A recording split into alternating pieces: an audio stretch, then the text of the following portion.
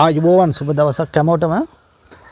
ඊ타මත්ම කනගාටුදායක පුවතක් විශේෂයෙන් මේ දැන් මේ මොහොතේ මුළු අන්තර්ජාලය හරහාම ඊ타මත් වේගයෙන් සංසරණය වෙමින් පවතිනවා, වෛරල් වෙමින් පවතිනවා පුවතක්. ඉතාලියේ මිලානෝ නුවර ශ්‍රී ලාංකික කාන්තාවක් වන චමිලා විජෝසූරිය යන මහත්මිය හොටෙල් බෙර්නා හෝටලයේදී එහි පිළිගැනීමේ නිලධාරියෙකු වශයෙන් සේවය කළ එම්මානුවෙල් ඩි මරියා කියන පුද්ගලයාට දරුණු ලෙස පීයෙන් ඇනලා ඔහුව මරා දමලා වගේ කතාවක් ඉතාමත් වෛරල් වෙනවා මේ වෙලාවේ. ඒ කියන්නේ ශ්‍රී ලාංකික කාන්තාව පීයෙන් ඇනලා ඉතාලි ජාතික පිළිගැනීමේ නිලධාරියාව මරලා දාලා කියලා තමයි මේ පුවතේ තියෙන්නේ. ඇත්තම මේ පුවත අසත්‍ය පුවතක්. මේ පුවතේ ඇත්ත සිදුවීම මම හොයලා බැලුවා. ඒක එහෙම නෙමෙයි වෙලා තියෙන්නේ. නමුත් දැනටමත් අපේ චමිලා විජේසූරිය මහත්මිය අතුරුදහන් වෙලා ඉන්නේ. මේ සිදුවීමේ සත්‍ය තත්ත්වය තාම පොලිසියටත් හොයාගන්න බැරුව ගිහිල්ලා තියෙනවා. ඇත්තටම මොකද්ද මෙතන වෙලා තියෙන්නේ කියලා. මොකද මේ මරියා ඩි කියන මේ ඉතාලි ජාතිකයත් අතුරුදහන්, ලංකාවේ අපේ චමිලා විජේසූරිය කියන කාන්තාවත් මේ වෙද්දි දෙන්නම අතුරුදහන්. මේ සිදුවීම සිදු වෙලා තියෙන්නේ මෙහෙමයි. ඊජිප්තු ජාතිකයෙක් මේ හෝටලේ වැඩ කරලා තියෙනවා. ඒ වගේම මේ මං ඉහත නම් කියපු දෙන්නත් මේ හෝටලේම තමයි වැඩ කරලා තියෙන්නේ. මේ පුද්ගලයා, මේ අදාළ ඉතාලි ජාතිකයා, ඔහු ඇත්තටම මිනිමරුවෙක්. ඔහු මීට 2017 දී ඔහු ටියුනීසියානු ජාතික රූමත් ඇත්තටම දැරියක් කියන්නත් පුළුවන් 23 හැවිරිදි කාන්තාවක්.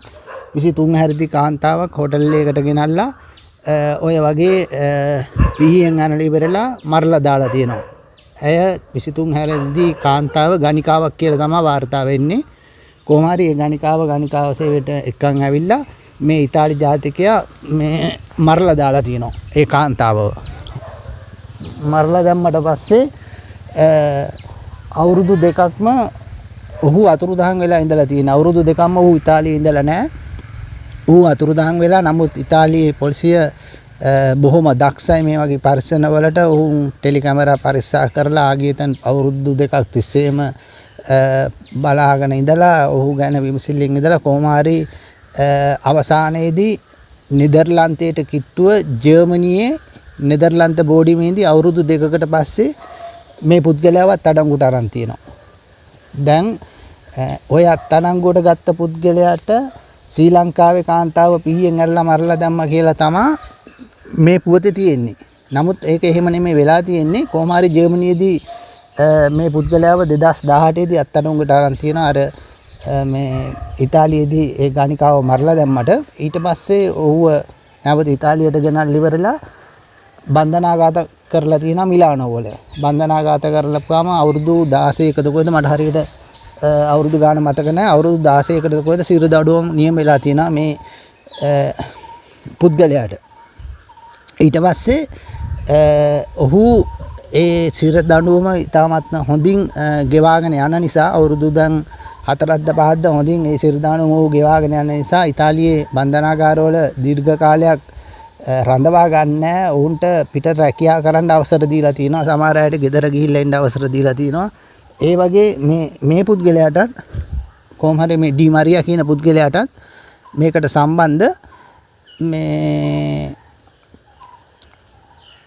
හිරගෙදරින් මොහුට රැකියාවක් හොයලා දීලා තියෙන හෝටල් එකකට. හැමදාම මේ හෝටල් එකේ වැඩ කරලා හවසට හිරගෙදරට එන්න පුළුවන්. මොහු අවුරුදු දෙකක් මේ අදාළ සිද්ධිය සිද්ධ වුණ හෝටල් එකේ රැකියාව කරලා තියෙන පිළිගැනීමේ නිලධාරියෙක් වශයෙන්.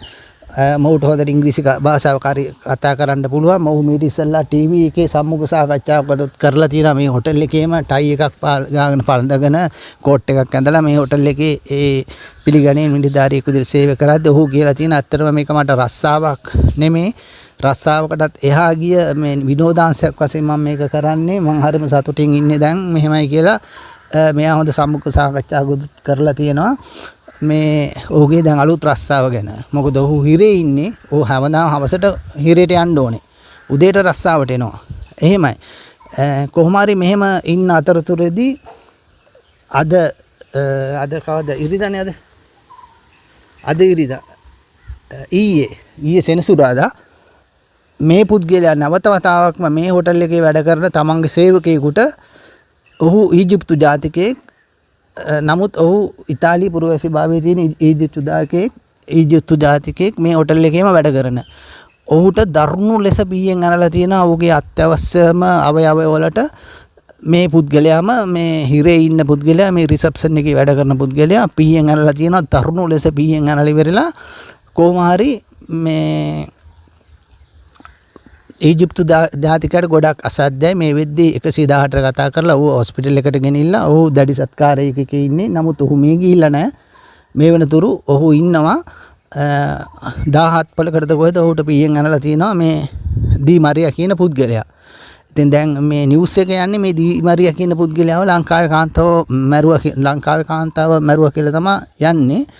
නමුත් ඒ මැරුවට පස්සේ අර මැරුවා නෙමෙයි අර ඊජිප්තු ජාතික මිය ගිහිල්ලා නැහැ. ඊජිප්තු ජාතික මිය ගියාට පස්සේ මේ පුද්ගලයා අතුරුදහන් හෝටල් එකෙන් පැනලා ගිහිල්ලා තියෙනවා. පොලිසිය දැන් මේ විදිහට චෙක් කරලා බලනකොට ඔහු කෝච්චි එක නැගලා තියෙනවා. කොහේ ගියාද දන්නේ නැහැ. බොහෝ දුරට ඉතාලියෙන් පිට වෙලා ඇති.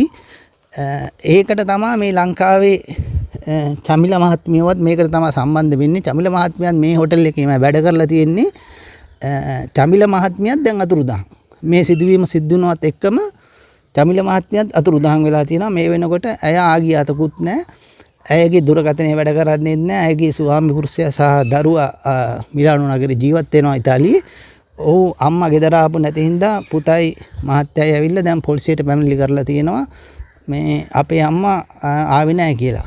පොලිසිය විමර්ශනය කරගෙන යද්දී අම්මත් මේ හෝටල් එකේ වැඩ කරලා තියෙන්නේ මේකට ඇයගෙත් මොකක් හෝ සම්බන්ධයක් තියෙනවා. එක්කෝ ඇහෙන් දුටු සාක්කියක් එහෙම ඒ වගේ මොකක් හරි එකක් තියෙනවා. හරියට මොකද්ද කියලා කියන්න තාම පොලිසියනුත් දන්නේ නැහැ කවුරුත් දන්නේ නැහැ.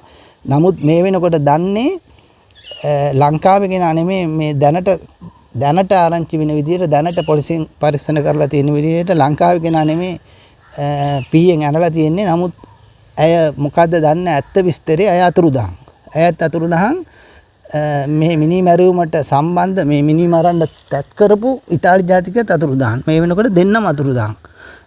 ඒක තමයි මේකේ සත්‍ය කතාව. ඇයගේ හෝ ඔහුගේ දෙන්නගෙම ටෙලිෆෝන් මේ වෙලාවේ වැඩ කරන්නේත් නැහැ. මේක ඇතුළාන්තය මොකද්ද කියලා අපි කවුරුත් හරියට දන්නේ නැහැ. මේ අපේ ලංකාවේ කාන්තාවට මොකද වුනේ? එහෙම නැත්නම් මේ ඇයවත් මරලා දාලාද අර මිනි මරුවා කියලා දන්නෙත් නැහැ. එහෙම නැත්නම් ඇයත් මේකට සම්බන්ධද මේ ඇයට මොනවා හරි කියපු නිසා ඊජිප්තු ජාතිකයවට මේ පුද්ගලයා පිහියෙන් යන්නද කියලා දන්නෙත් නැහැ. මොකද්ද හරියට විස්තරය දන්නේ නැහැ. පොලිසිය මේ විදි පරීක්ෂණ කරනවා. නමුත් අර පෝස්ට් එකේ යන විදියට මේ ඉතාලි ජාතිකයව මරපු කතාවක් නෙමෙයි පොලිසියෙන් කියන්නේ. ඉතාලි ජාතිකයා මේ වෙද්දී කෝච්චියට නැගලා තියෙනවා කියලා එක තමයි පොලිසියට දැනට ලැබිලා තියෙන තොරතුරු අනුව තියෙන්නේ. ඔහු කොහෙට පලා ගිහලාද කියලා දන්නේ නැහැ. නමුත් ලංකාවේ කාන්තාව ගැන මේ වෙනකොටත් කිසිම ආරංචියක් නැහැ.